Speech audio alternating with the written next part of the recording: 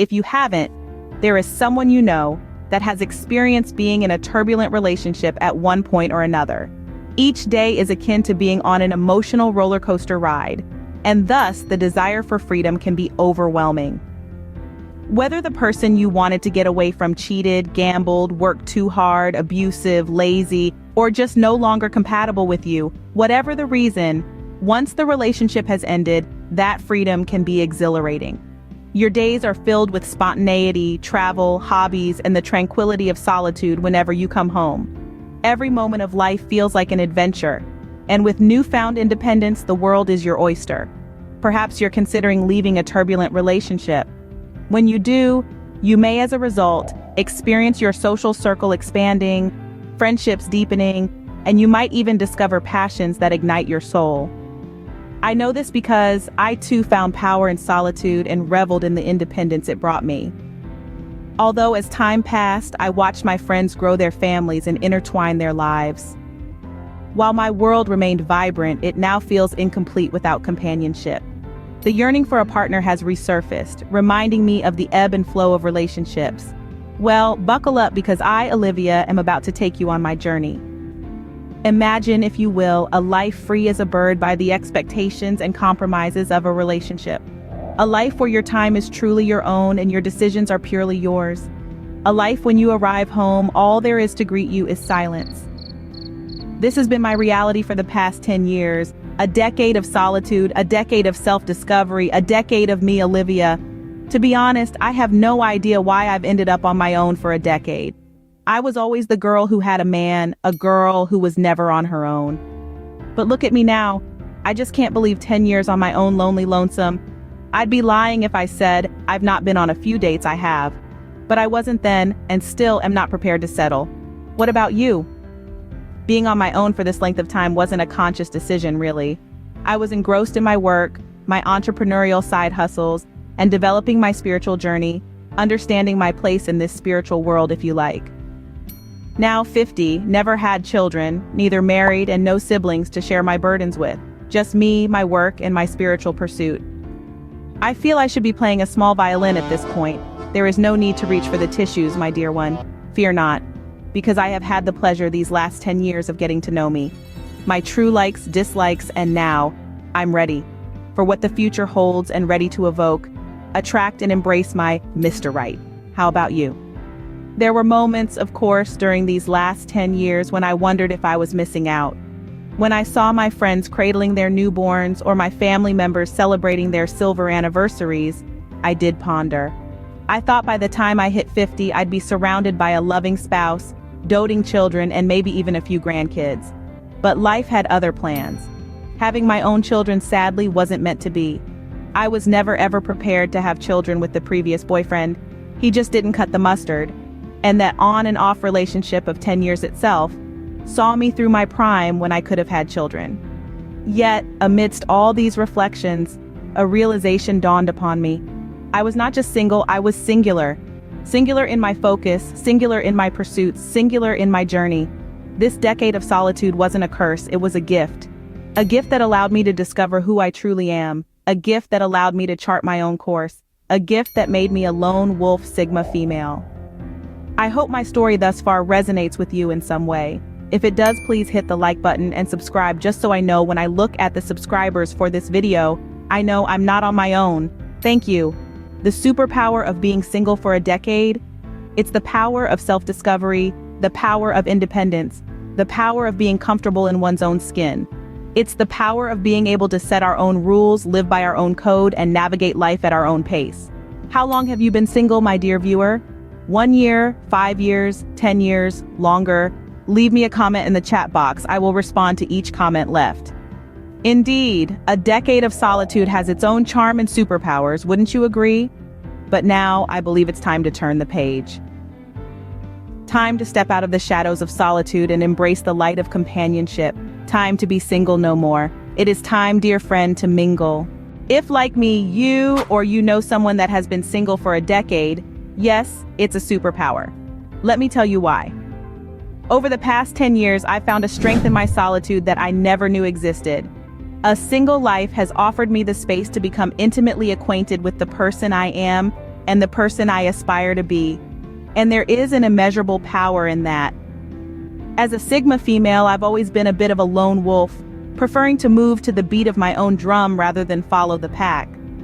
And these years of being single have only solidified that trait, allowing me to carve my own path in life with a fierce independence. My singleness has given me the freedom to explore my passions without constraint.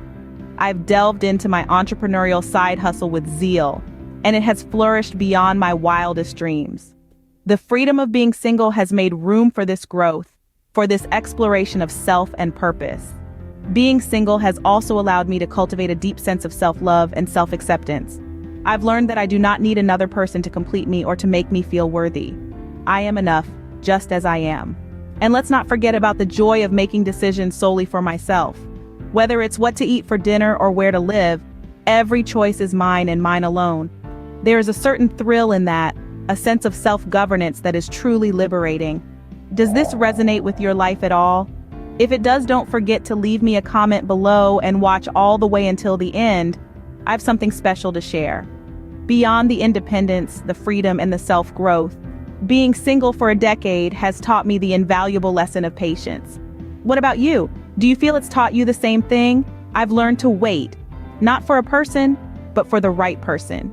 And in that waiting, I found a profound peace. So yes, being single for a decade is indeed a superpower. A superpower that has shaped me into the woman I am today. A woman who is ready to share her life with someone, not out of necessity, but out of choice. Being single for so long has made me realize that I'm complete on my own, but the heart yearns what it yearns, isn't it? Welcome to Eternal Stoicism, the channel that embraces singleness while seeking companionship. I'm Olivia, your guide on this journey through the ups, downs, and in-betweens of the single life. Here, we delve into the superpowers of singleness, explore the transformative journey of self-discovery, and navigate the thrilling waters of the dating world. We're all about embracing the now, learning from the past, and looking forward to a future filled with love and companionship. We believe in the power of stories, and I'm here to share mine, hoping it resonates with yours. If you find our content engaging, enlightening, or even a wee bit entertaining, consider subscribing to my channel. I release new videos each week filled with insights, anecdotes, and a healthy dose of Stoic wisdom to support your narrative and inspire. If you're ready to embark on this journey of self-discovery and love, hit that subscribe button if you haven't already. After all, action is the first step towards change. So you've been single and now you're ready to mingle. But how?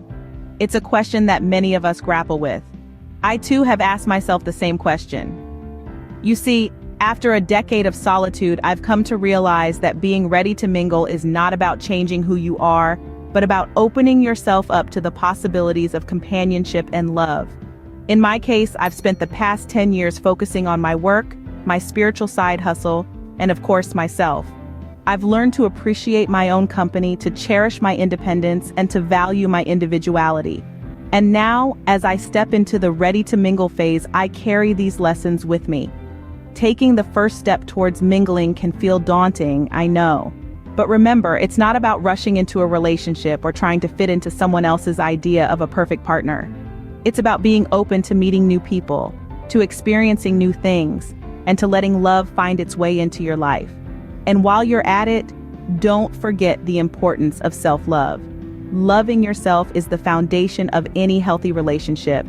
It's what allows you to maintain your individuality even when you're sharing your life with someone else. So as you venture out into the world of mingling, remember to take care of yourself, to respect your boundaries, and to never compromise on who you are. You see, being ready to mingle is not about becoming someone else. It's about sharing your life with someone who appreciates you for who you are.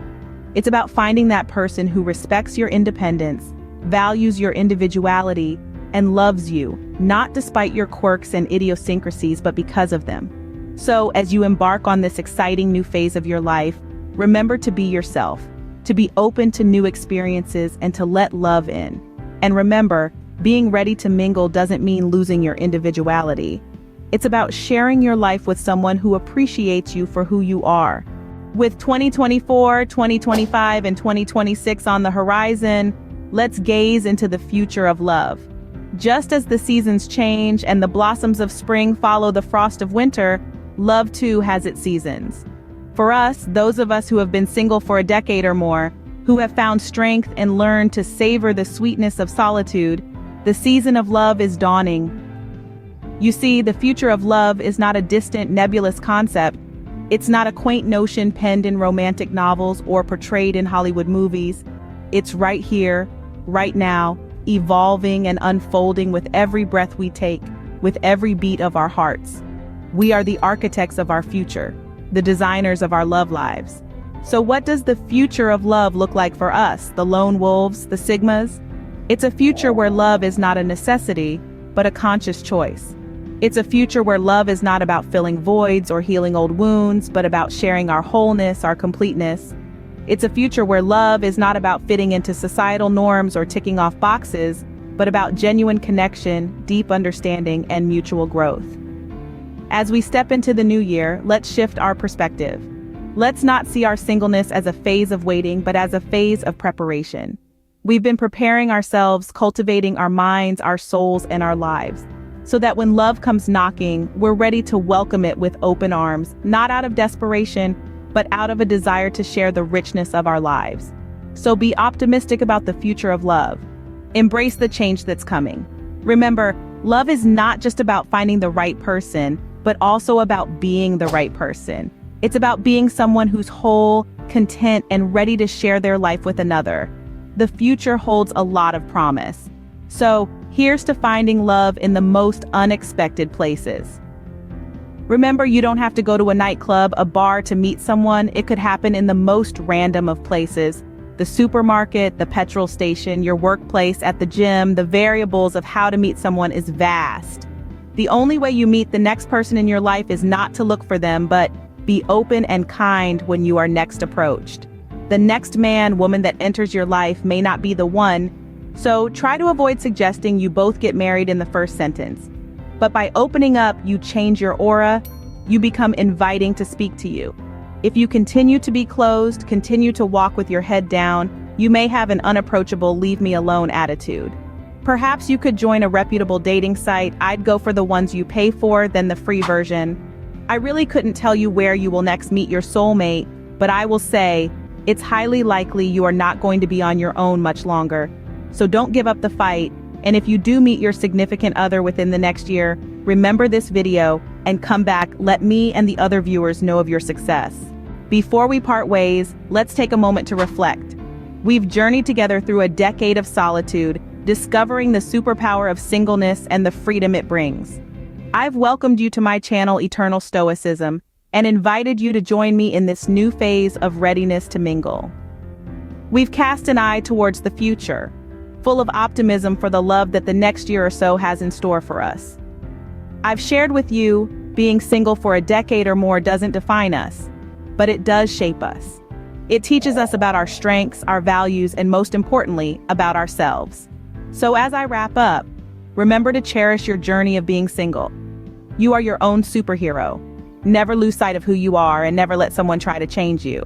Be open to comprise, be open to sharing, be open to caring, be open and inviting. And my wish for you is that within the next 12 months, you meet your other half, your superhero new person. Being single for a long time is a significant chapter of your life story, but it's not the whole book. There are many pages yet to be written, filled with love, companionship, and adventure. Remember, being single is a phase, not a life sentence, so keep your hearts open and let love find its way. My name is Oliva, and I hope you enjoyed my story. Do hit subscribe and share my video with other singletons that they too may feel inspired.